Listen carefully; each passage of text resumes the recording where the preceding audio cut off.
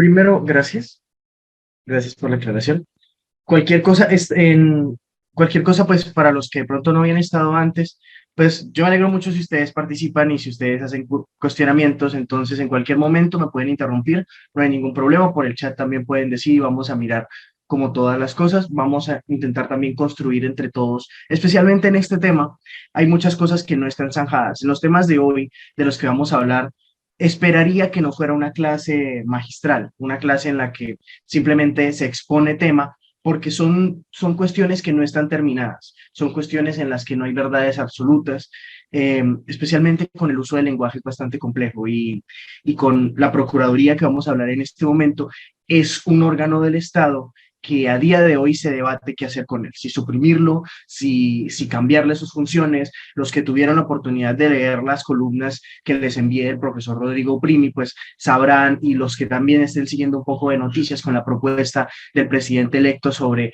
suprimir completamente y acabar con la Procuraduría de la General de la Nación, pues sabrán que no son temas en los que se vaya a exponer algo y se vaya a decir, ok, esta es la verdad. Simplemente vamos a hacer cuestionamientos y vamos a tratar de encontrar entre todos un punto medio que nos ayude a decidir qué es lo mejor. Aristóteles decía que la virtud se encontraba en el punto medio entre dos extremos y creo que hay mucho de verdad en esas palabras, entonces vamos a intentar buscarlo. Primero, lo primero de lo que quisiera que habláramos es de la pluriculturalidad o multiculturalidad o interculturalidad.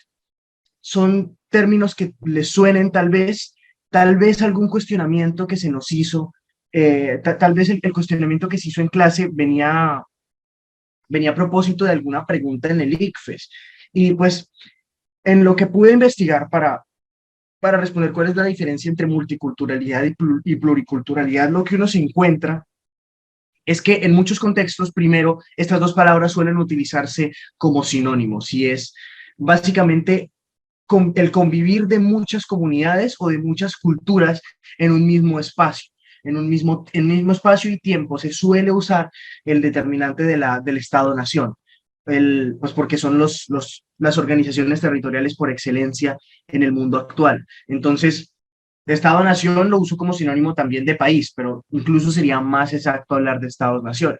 Pero pueden pensar perfectamente en lo que ustedes entienden como países, como Australia, como Brasil, como Colombia, como Venezuela, como Estados Unidos. Entonces, la idea es que hablamos de multiculturalismo cuando existen diferentes grupos culturales dentro de un mismo Estado-nación.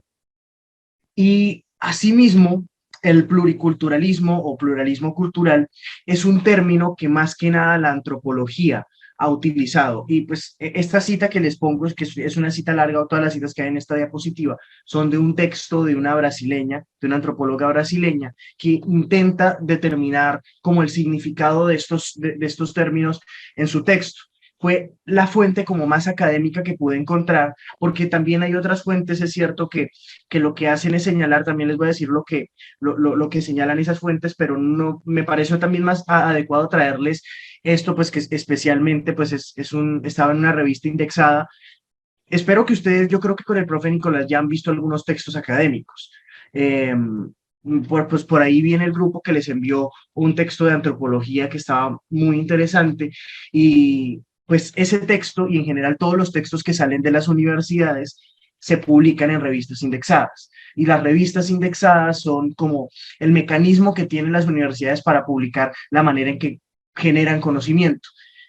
Entonces, pues hay muchas fuentes que uno puede considerar confiables, libros de autores reconocidos, pues algunas páginas de organizaciones no gubernamentales, enciclopedias y en especial las revistas indexadas, que pues suelen tener el control de universidades, suelen tener como bastante seriedad académica.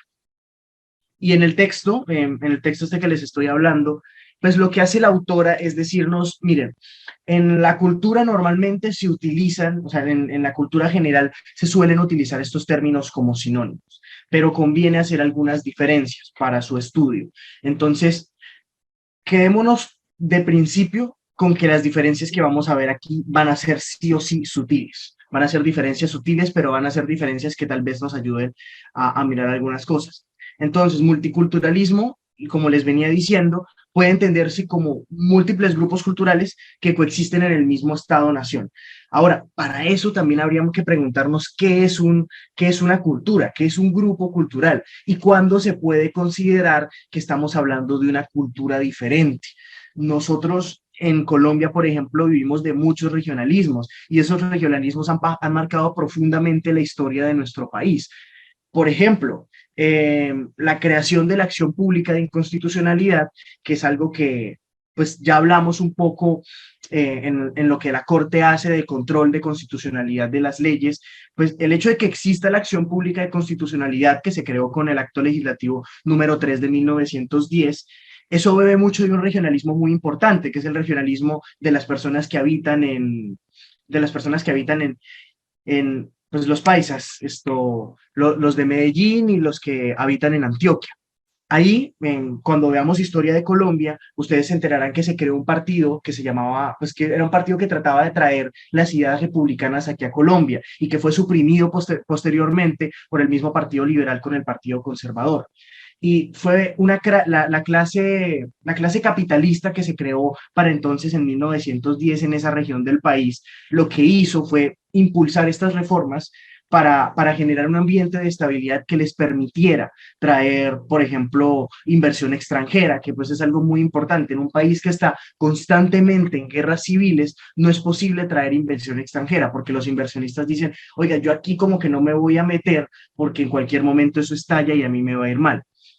Y si no hubiera sido por ese regionalismo, por esa unión como que había entre esta cultura como regional en Colombia, no se hubiera quedado, por ejemplo, la acción pública en constitucionalidad, que es tremendamente importante en nuestro sistema jurídico. El regionalismo central también de los habitantes de Bogotá y de Santa Fe en la historia de nuestro país también ha marcado mucho la historia. Entonces, ¿hasta qué punto podemos hablar de que en Antioquia hay una cultura diferente que en Bogotá y de que en la costa hay una cultura diferente si estamos en el mismo país? ¿No se supone que todos somos colombianos? Es decir, ¿es el Estado-nación lo que marca la diferencia entre una cultura y otra? Ahí la pregunta no está zanjada y es algo que pues quisiera que de pronto si ustedes tienen como sus opiniones nos comentaran, porque yo también en la universidad he tenido la oportunidad de encontrarme con personas, por ejemplo, tengo una compañera que es de Ipiales y me dice, pues yo tengo mucho más en común con gente del Ecuador que con gente de Bogotá. O sea, pero se considera que como los dos somos colombianos, pertenecemos a una misma cultura y la cultura ecuatoriana es completamente distinta. Pero si lo analizamos, nos parecemos mucho más a esa cultura que a la cultura del centro del país. Lo mismo podría, bueno, no, sí, lo mismo podría decir yo, por ejemplo, que soy cucuteño, que nosotros en norte de Santander y en la frontera con Venezuela vemos mucho de la cultura venezolana. Tenemos, por ejemplo, más en común con los venezolanos que que con los bogotanos en este momento, y pues por todo lo que ha pasado. Entonces, la definición de multiculturalismo, ok, ya lo repito, a lo largo de la historia de Colombia, Antioquia ha tenido intentos de independizarse. Eso será que en todo país existen subculturas. Es el problema que les estoy planteando. Si en un mismo país tenemos grupos poblacionales que se comportan de manera diferente, que tienen costumbres diferentes, que tienen raíces diferentes, que tienen historias que los marcan de forma particular, ¿hablamos de subculturas o hablamos de multiculturas? Entonces, eso va a cambiar la forma en la en la que hagamos las definiciones. Para repetir, pues lo que estaba preguntando Pablo Elías en el chat. Multiculturalismo se define como muchos grupos culturales diferentes que existen dentro de un Estado-nación. Y pluriculturalismo en la antropología se ha definido como la pluralidad de culturas que conviven en los estados-nación. Entonces, voy a hacer un poco más explícita la diferencia y aquí también estoy un poco ya apoyándome más en las otras fuentes, no tanto en este texto que les estoy diciendo. Cuando yo hablo de multiculturalismo o cuando en la tradición se suele hablar de multiculturalismo, tengo dos grupos poblacionales que se entienden que son culturas diferentes. culturas diferentes viviendo dentro de un mismo estado. Y con pluriculturalidad son múltiples manifestaciones culturales dentro de una misma cultura. Es algo así como si yo no estuviera separando, cuando hablo de pluriculturalidad, no estaría separando las culturas, sino que las estaría metiendo todas dentro de un mismo saco, pero estaría haciendo énfasis en las diferencias que hay. Me hago entender, multiculturalismo se definiría entonces como diferentes culturas viviendo dentro de un mismo país y pluriculturalismo como la cultura de un país que se divide en varios usos y costumbres, en usos y costumbres distintos. Y ven que la diferencia realmente es sutil, es bastante sutil, pero entonces cuando hablemos de multiculturalismo, esto no está acabado, esto no es la última palabra, pero lo que suele decirse es entonces que multiculturalismo son muchas culturas y pluriculturalismo es una cultura con pluralidad, una cultura fragmentada que tiene diferentes usos y costumbres. Y entonces esto va un poco a la pregunta que yo les estaba planteando. En Colombia podemos hablar de multiculturalismo o de pluriculturalidad o de ambas, partiendo de estas definiciones y no diciendo que siempre y en todos los momentos multiculturalismo se va a referir a lo que estamos diciendo. Es más o menos el consenso que yo les traigo y el consenso y, pues sí, algo como para que nos entendamos. Pero una de las cosas más importantes que de pronto cuando ustedes entren a estudiar, supongo que en todas las carreras de ciencias humanas, pero por ejemplo en las que yo más o menos conozco, que son filosofía, ciencias políticas y derecho, a ustedes les van a poner de manifiesto una cosa que es importante. El lenguaje tiene dos defectos principales. Es ambiguo y es vago. Algunos autores dirán que eso no son necesariamente problemas. Otros dirán que sí, depende de la visión que tengamos. Pero son hechos. El lenguaje es ambiguo y es vago. Es vago porque una sola palabra puede tener múltiples interpretaciones. Una sola palabra puede significar muchas cosas en diferentes países y porque incluso cuando tengamos una palabra y tengamos más o menos consenso de a qué se está refiriendo, hay casos grises en los que no vamos a saber si utilizar o no esa palabra. Entonces, aquí es una discusión que yo les traigo abierta. Esa es la definición que quisiera dejarles. Multiculturalismo, muchas culturas, pluriculturalismo, una cultura fragmentada y con diferentes usos y costumbres, pero lo que les digo, es una discusión completamente abierta porque el uso del lenguaje no es algo que se pueda reglamentar. Y pues hay, hay mucha teoría con base en esto. El lenguaje realmente lo construyen las personas como lo usen. Y lo que hacen organismos como la Real Academia de la Lengua eh, es recopilar esos usos y costumbres para que nosotros tengamos como una especie de guía. Pero de ningún modo es que la Real Academia de la Lengua, por ejemplo, tenga la potestad de decir así se usa la lengua y más nada. No, si las personas cambian en la forma en la que se comunican, estos organismos lo que tienen que hacer es recopilarlo. No es como una ley. El legislador pone una ley y todo el mundo tiene que obedecer, pero realmente el uso del lenguaje es costumbre viva. Entonces, pues vamos a, entendiendo esto, lo que les estaba diciendo, quisiera también ponerles de manifiesto dos cosas que se suelen hablar y que también ponía de manifiesto el texto que por supuesto les voy a dejar en el, en el drive que nosotros tenemos de esta clase. Y básicamente lo que se decía era que el multiculturalismo se suele asociar con la migración y el pluriculturalismo con culturas aborígenes. Porque otra cosa que se suele decir es que el multiculturalismo, al ser múltiples culturas que se están, o sea, que están más o menos en igualdad de condiciones y que conviven en un mismo espacio, no suelen haber relaciones de poder significativas, relaciones de poder significativas entre las comunidades que están en multiculturalismo, pero en pluriculturalismo, que es un concepto que se ha asociado más a las culturas aborígenes de aquí de América Latina, sí suele haber una sumisión de unas culturas sobre otras o de unos usos culturales, porque no hablamos ya en pluriculturalismo de múltiples culturas, sino de unos usos culturales que se consideran como alta cultura y otros que se consideran como baja cultura o como incivilizados. Entonces, otra cosa que se suele decir dentro del ámbito académico es que pues el pluriculturalismo se asocia con esas culturas aborígenes porque nosotros también tenemos esta idea de que las culturas indígenas son menos desarrolladas, son menos listas o son menos cultas que la cultura occidental europea, pues que, que se ha impuesto sobre los demás usos culturales, porque aquí de nuevo estamos hablando del pluriculturalismo. Y el multiculturalismo se asocia con la migración, que es cuando o sea, por las cuestiones migratorias, unos países se suelen encontrar culturalmente con otros. Pero una cosa que ponía de manifiesto también la autora es, por supuesto que hay relaciones de poder también en la migración.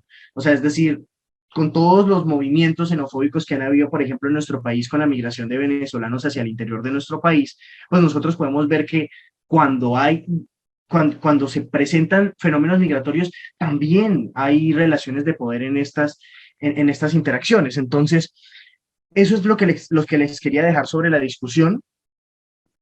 Es la pequeña definición que traigo como multiculturalismo y pluriculturalismo para diferenciarlos.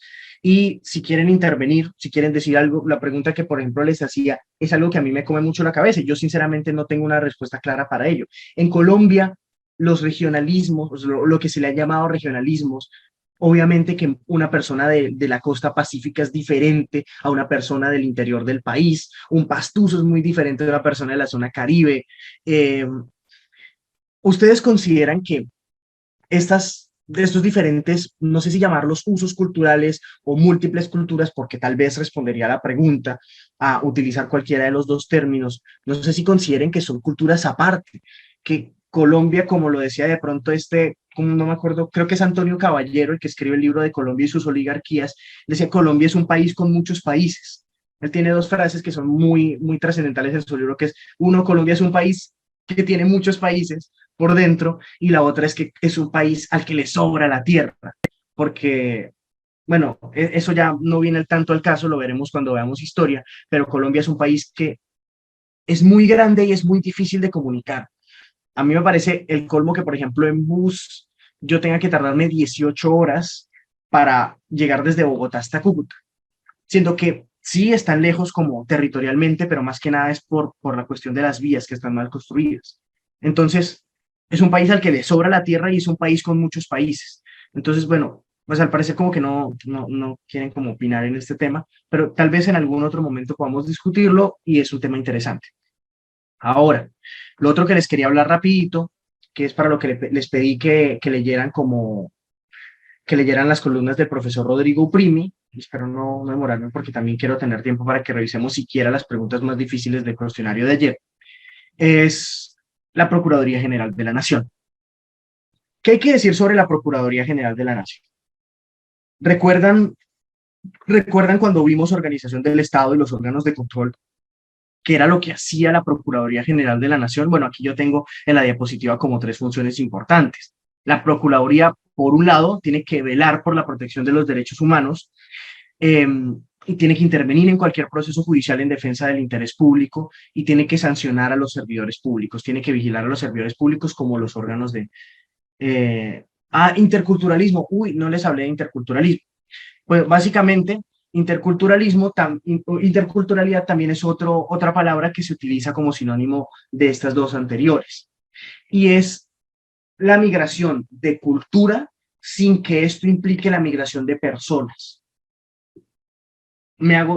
Por ejemplo, hace, no sé si ustedes se enteraron de esta discusión, pero había una discusión sobre si Rosalía con sus canciones estaba haciendo una cosa que en la cultura le han llamado apropiación cultural, porque ella utiliza ritmos muy autónomos, muy autóctonos, perdón, pues de la comunidad española, y que ella fusione esto como con música urbana y con reggaetón, se había entendido por ciertos sectores como de España como apropiación cultural, como que estás tomando mi cultura para hacer dinero o algo así, y pues la estás usando de manera indebida.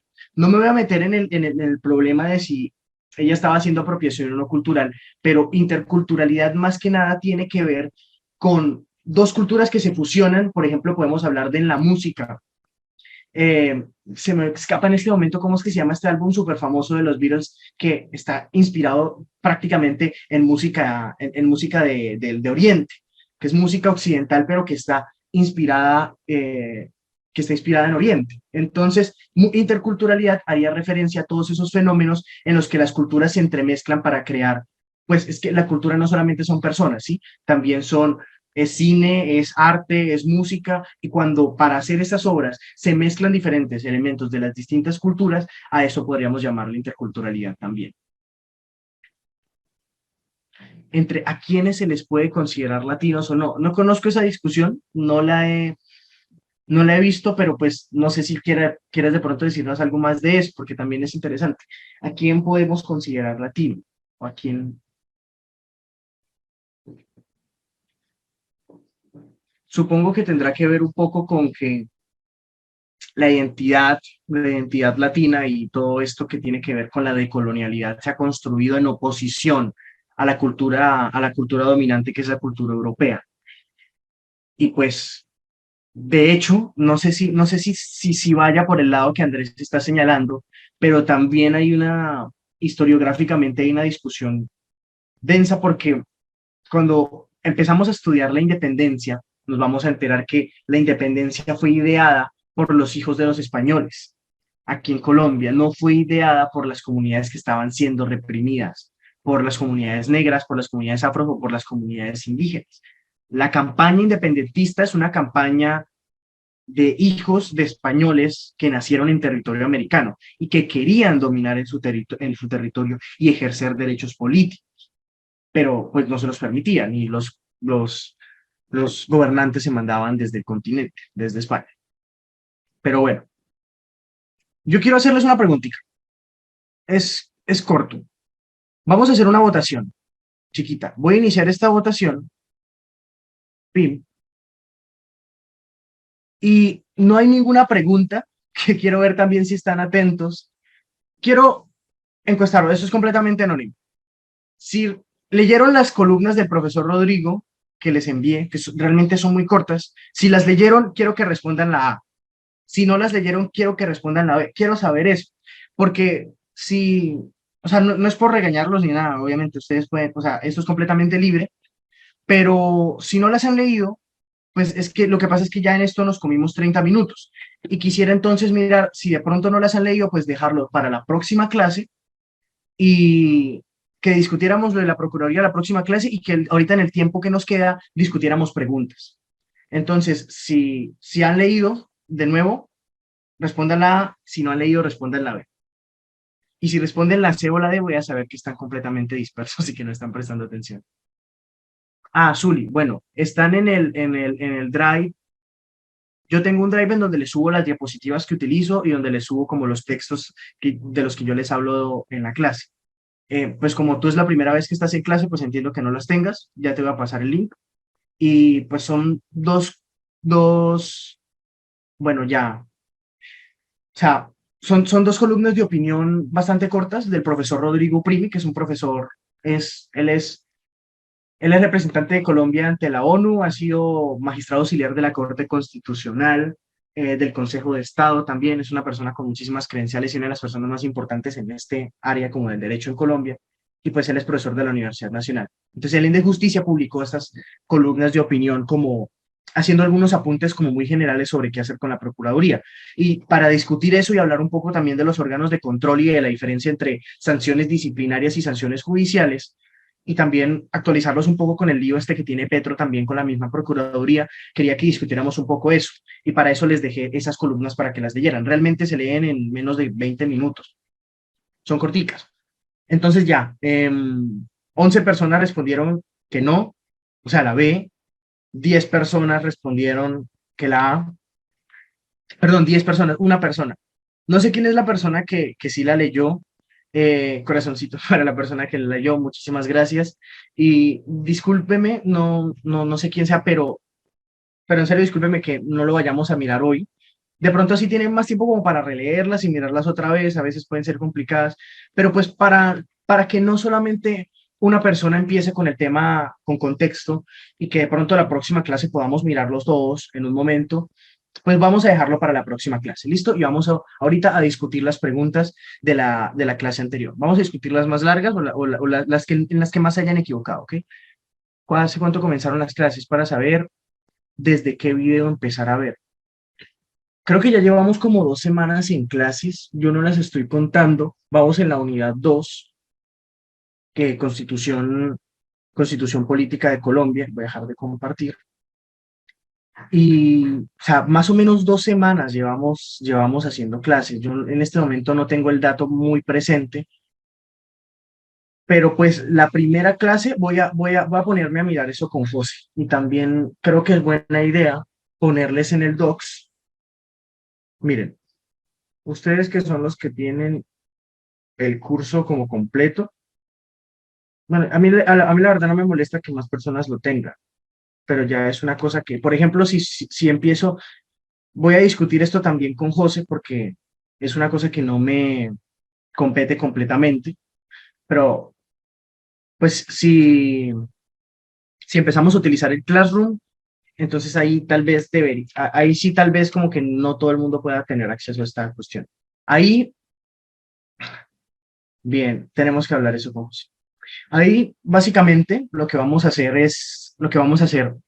en ese drive y lo que he venido haciendo es como subirles y en la que dice temario hay dos columnas, hay dos link a dos columnas que son corticas del profesor Rodrigo Prime y les puse una nota para que lo leyeran y nada, espero que para la próxima clase puedan mirarlo. En ese link que les mando solo están como los recursos que yo les envío para la clase, no están las grabaciones porque todavía no, o sea, yo no manejo eso, pero sí voy a hablarme con José para, para cuadrar, o sea, para enterarme yo bien de cuáles son las fechas y en el mismo documento que yo siempre estoy actualizando, que es este docs, donde también les subí el link de las columnas, voy a subirles como en el mismo lugar donde está cada tema, el día de la clase y el link de esa grabación. Entonces así creo que les va a quedar más fácil se me acaba de ocurrir, así les va a quedar más fácil para consultar. Entonces, puedes revisarlo. En la primera clase lo que hicimos fue un resumen de la historia de Colombia, un brevísimo sumario de la historia de Colombia, revisamos algunas cosas y básicamente les expliqué como la forma de proceder en el curso y los temas que vamos a ver, que son 7 módulos. Y los módulos más trascendentales pues son estos primeros, sobre todo Constitución de 1991, donde estamos discutiendo las instituciones que nos plantea nuestra Constitución. Entonces, vamos a ver. Voy a compartirles pantalla y vamos a revisar las preguntas que alcancemos a revisar antes de que tengan la clase de lectura crítica de ayer. ¿Listo? Este es el quizzes que ustedes hicieron el día de ayer. Y voy a centrarme en algunas preguntas que considero que son importantes. Están viendo la página de quizzes, ¿cierto? Yo no soy muy experto con eso, así que yo supongo que aquí se lee bien. Quisiera tener como una forma de mostrarles más. No, sí, ahí se lee bien, profe. Ok. A ver, vamos a empezar de una vez con las preguntas. Estos 20 minuticos aprovechar. Una de las características del socialismo es que el Estado tiene el control de los medios de producción y de las diferentes fuerzas de trabajo. ¿Cuál de las siguientes situaciones puede explicarse según este concepto, el concepto de socialismo? Y quiero que aquí volvamos a hacer de nuevo, votación aquí rapidito. Vamos a entender que esta es la A, esta es la B, esta es la C y esta es la D, ¿les parece? Entonces, la A sería que un gobierno nacionalice las industrias del país. La B sería que un país a cargo del presidente puede heredarse. Perdón, que en un país el cargo de presidente puede heredarse. La C sería que en un país la oferta y la demanda determinen los bienes producidos. Y la D sería que un país el presidente no se someta a control. Entonces, vamos a ver. Porfa, traten de responder rápido. Quiero hacer esto para agilizar. Vamos a ver si agilizamos con esto. Y listo, ya van respondiendo, ya van seis personitas. Estamos 19. Em, bueno, ya, me callo un momento para que tengan oportunidad de analizar.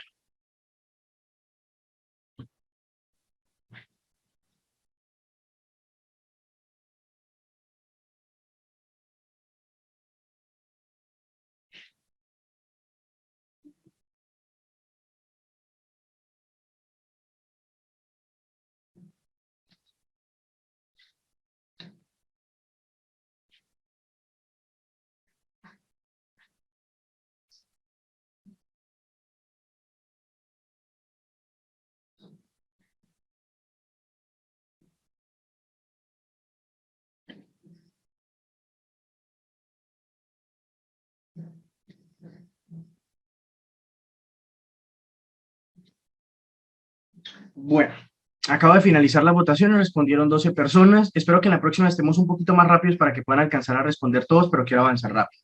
Entonces, aquí las mayorías ganaron y básicamente la respuesta correcta sí es la A, que un gobierno nacionalice las industrias del país. Voy a explicarles porque algunas personas respondieron como la B, sobre todo dos personas respondieron que la C y el que la D también se respondió. Entonces, ¿por qué no son las otras? Bueno, estamos hablando aquí de socialismo y el socialismo es un modelo económico, ¿sí? Como es un modelo económico, no va a tener nada que ver con la forma de gobierno. Yo puedo tener un gobierno socialista autoritario o un gobierno socialista completamente democrático, así como puedo tener un país que sea capitalista y sea completamente autoritario o que sea democrático. Ejemplos, un país democrático o más o menos democrático capitalista, pues los países, Australia, estos países nórdicos, el mismo Estados Unidos es un país democrático y también hay países capitalistas que son completamente autoritarios, la misma Corea del Norte. Aunque bueno, ahí hay discusiones, pero no me voy a meter en eso. Entonces, el modelo económico tiene que ver con cómo se distribuye la riqueza y cómo se produce. Entonces, que un gobierno nacionalice las industrias es algo que tiene que ver con el socialismo. Es algo que se explica mediante esa idea. Pero que en un país el cargo de presidente puede heredarse, es algo que tiene que ver con la forma de gobierno y que no tiene nada que ver con el modelo económico. Entonces, en ese sentido, no tendría nada que ver con el socialismo. Sería autoritarismo, que sería una cosa aparte, que vamos a discutir de forma diferente.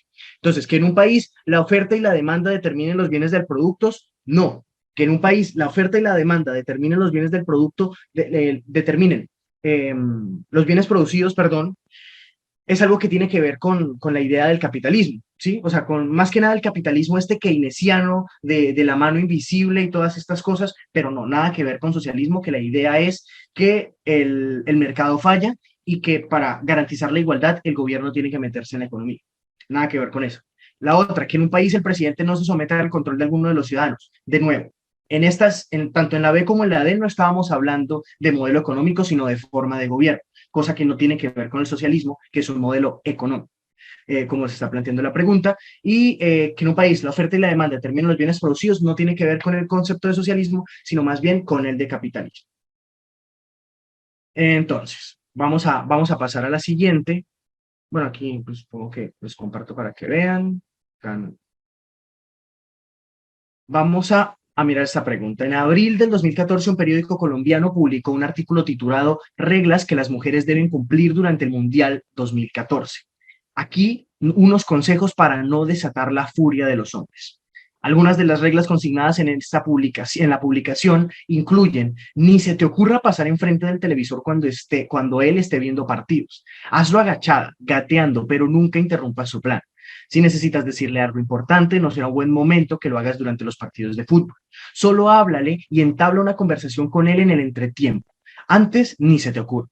Evita las malas caras y comentarios como menos mal el mundial es cada 4 años. ¿Cuál de los siguientes prejuicios no está presente en el enunciado? ¿Qué dice aquí? Bueno, supongo que sí también se puede ver.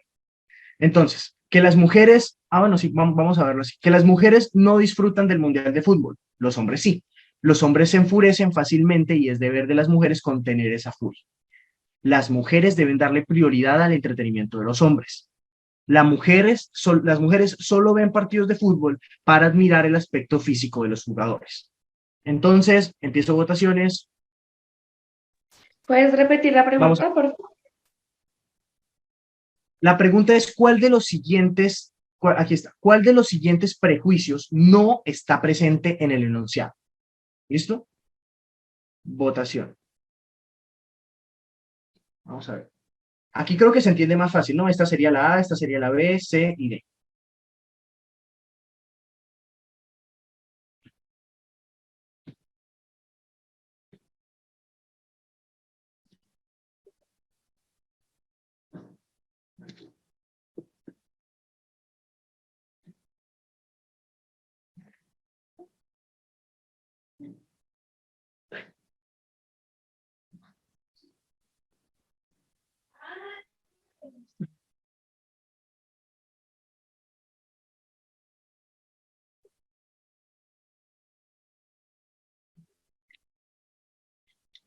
Ok, pues ya creo que contestaron bastantes, pues 11.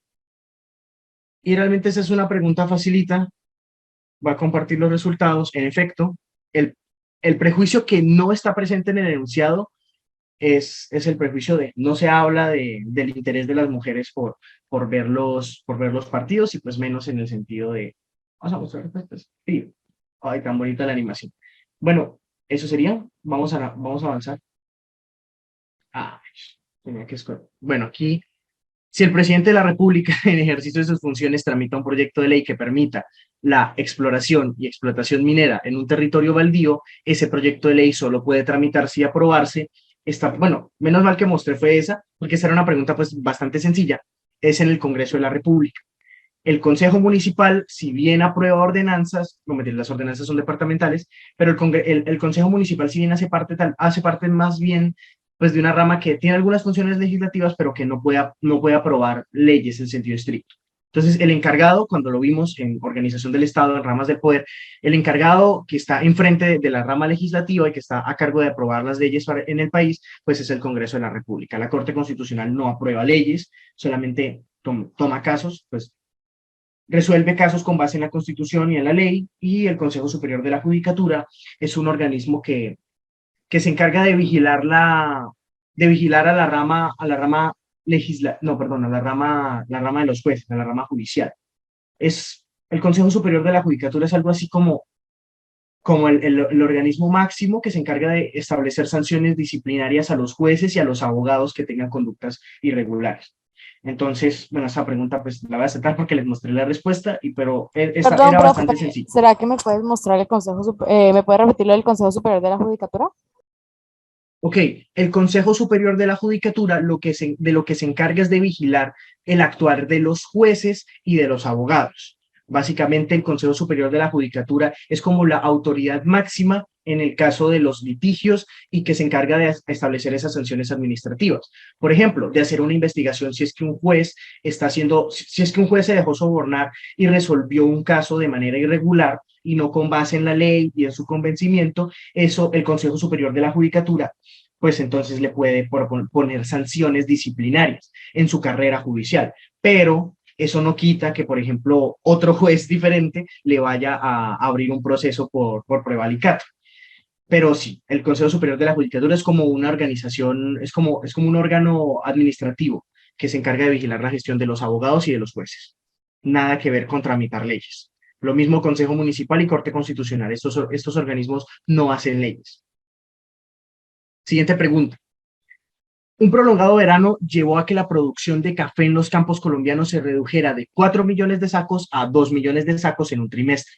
El número de compradores internacionales se mantuvo.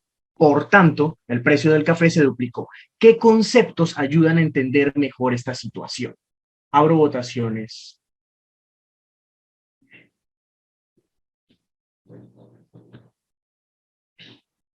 ¿Qué concepto ayuda a entender mejor esta situación?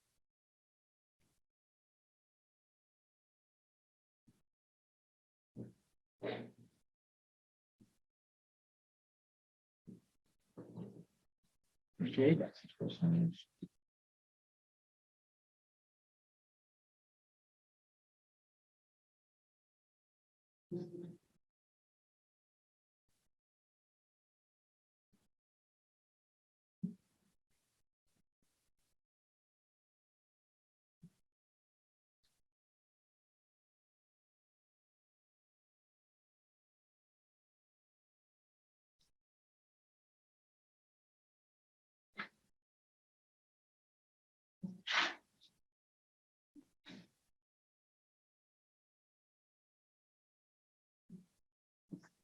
bueno, aquí finalizo. Esta también era una respuesta sencilla y pues asimismo como la mayoría de personas respondieron también oferta y demanda, pero también entiendo la confusión de algunos que pues unos pocos respondieron como monopolio y apertura económica. El concepto de oferta y demanda explica mejor este problema, porque como se reduce la oferta, el precio de o sea, el precio aumenta completamente. Son estas leyes económicas que también miraremos en la parte 7 del curso, que pueden explicarlo mejor. Tal vez entiendo que pensaras que la persona que respondió pensara de pronto en apertura económica, pues por el hecho de que estamos hablando de importaciones, perdón, de exportaciones. Pero aquí tiene más que ver con oferta y demanda. Y pues es entender eso, que la oferta y la demanda pueden hacer que fluctúen los precios. Y el monopolio tiene más que ver a lo de seguridad alimentaria. El derecho a la seguridad alimentaria es un concepto es un concepto pues de todas estas reivindicaciones económicas que básicamente lo que, lo que propone el derecho a la seguridad alimentaria es que todo el mundo tenga el mínimo de ingresos para comprar una canasta familiar, para alimentarse. ¿Sí? La seguridad alimentaria como derecho está entendida así, que todas las personas tengan el mínimo de capacidad económica para satisfacer sus necesidades alimenticias. Exacto, es bueno, es también bueno lo que dice Sebas, que aquí no estamos evidenciando un monopolio porque no nos están diciendo que es que una sola empresa tiene toda la producción de café. Y es eso. Entonces, ¿cuál de las siguientes situaciones requieren una acción solidaria consignada en los deberes de ciudadanos de la Constitución de Colombia? A ver, primera situación. Hubo un deslizamiento de tierras que dejó a varios heridos graves. Las familias no han sido evacuadas de la zona que podría presentar más deslizamientos. Los estudiantes de un colegio reclaman poder ir al colegio con el pelo largo o tinturado, ante lo cual las directivas han respondido con un no rotundo. Un grupo numeroso de ciudadanos y ciudadanas homosexuales reclaman su derecho a casarse, pero los organismos pertinentes no han respondido. Y el 46% de la población rural trabaja en condiciones que hacen que su capacidad adquisitiva haya disminuido en los últimos años. ¿Cuál de estos em, requiere la solidaridad constitucional? La solidaridad es un principio constitucional. Aquí, bueno, también. ¿Sí?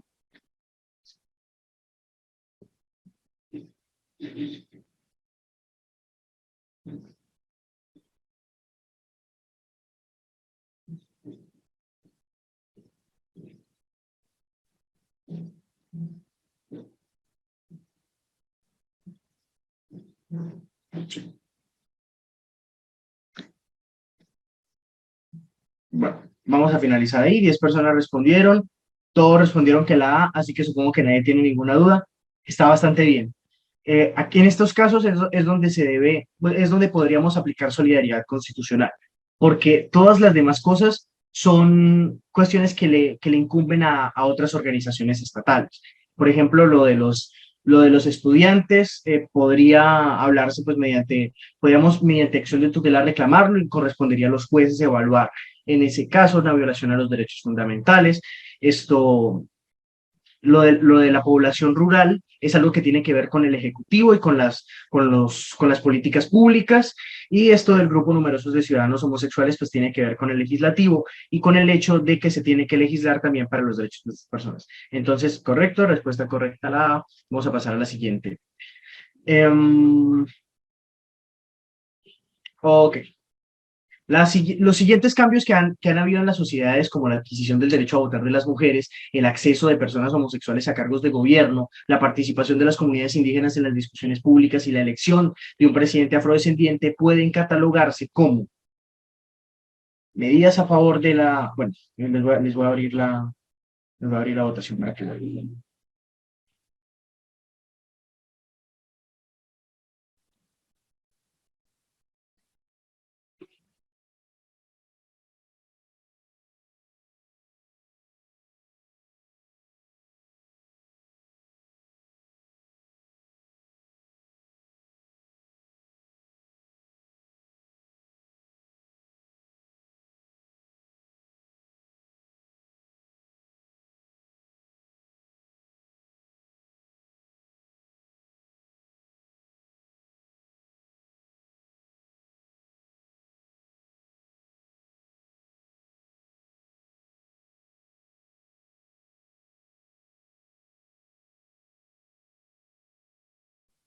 Bueno, acaba de finalizar la votación y en este caso también, bueno, me alegra que vamos súper bien en las preguntas. Em, Solamente pues para una persona respondió que reivindicaciones en contra de la discriminación racial. Esta respuesta es correcta, pero no está completa, porque por ejemplo también se habla pues del acceso de personas homosexuales a cargos de gobierno y el derecho de las mujeres. Entonces, si bien también vemos sobre discriminación racial, por ejemplo, en el presidente afrodescendiente y en las comunidades indígenas, esto no explica todas las medidas. Más bien, lo más general y lo más correcto en esta pregunta, a pesar de que esto también se evidencia, sería responder la C. Medidas a favor de la inclusión política de sectores históricamente excluidos. Pasamos a la siguiente. Mm, ok. Entonces, vamos a, voy a abrirles la votación. Continuar. Un grupo de personas decide construir una empresa para fabricar repuestos para camión, su mayoría metálicos. Lo que implica el uso de máquinas grandes y martillos para moldear las piezas. Los vecinos de la fábrica se unieron para que...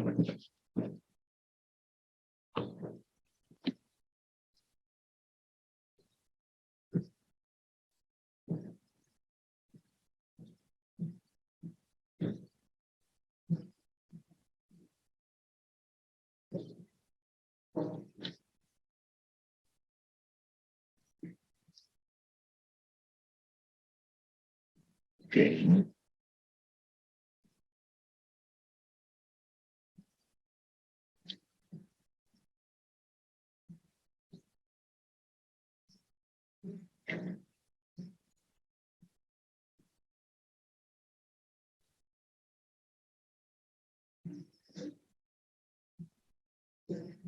¿Listo? Estoy avanzando un poquito rápido porque quiero llegar a las preguntas que creo que son un poco... Bueno, quisiera que miráramos por último una pregunta, que es una pregunta que ayer me dijeron que tenía mucho texto y que no alcanzaron a mirar. Pero vamos a mirarlas con más tiempo las otras. Aquí, como respondió la mayoría, es un derecho al medio ambiente sano. Y quiero ir a la pregunta 13. Quiero ir a la pregunta 13.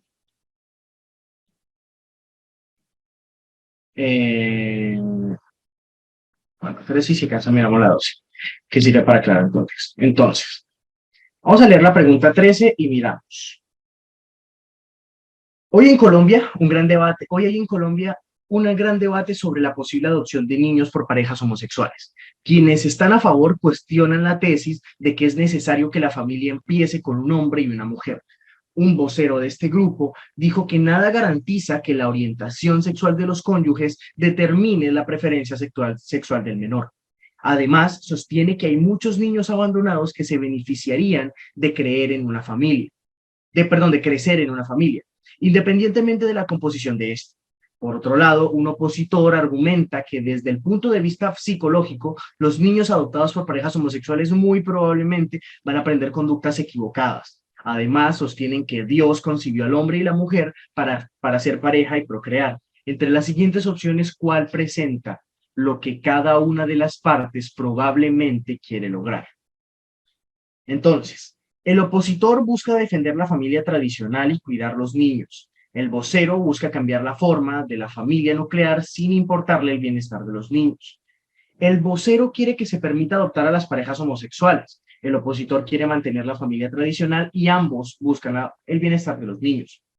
El opositor está preocupado por la manera que debe estar formada la familia, sin importarle el bienestar de los niños. El vocero defiende el bienestar de estos. El vocero busca cambiar la constitución de la familia tradicional. El opositor está de acuerdo y ambos quieren facilitar la adopción de niños abandonados. Vamos a ver, vamos a ver qué responden en esta última. Y las terminamos de mirar en la próxima clase. Pero quería que miraran esa porque ayer no tuvieron tanto tiempo de ver.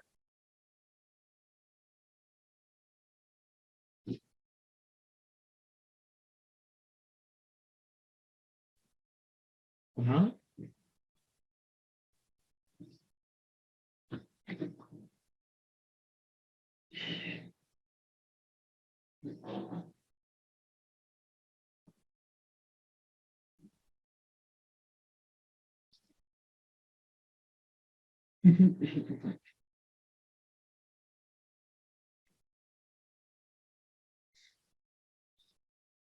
voy a finalizar la votación porque ya le tienen clase con el otro profe, pero pues por último quería explicarles y que sí, en efecto, la B es la respuesta correcta.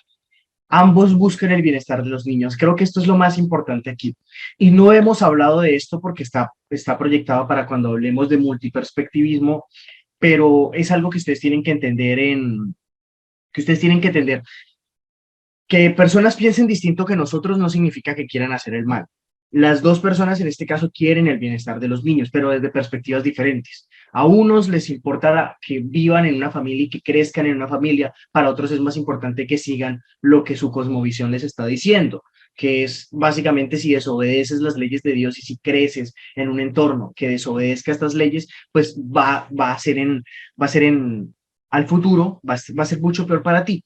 Entonces, lo que tienen que entender para responder preguntas de multiperspectivismo y lo principal que quisiera también recalcarles con esta pregunta es mirar las perspectivas que son diferentes a la nuestra y las que son iguales y que todas partan del principio de calidad hermenéutica, que es el principio de que vamos a partir de que la otra persona no quiere hacer daño.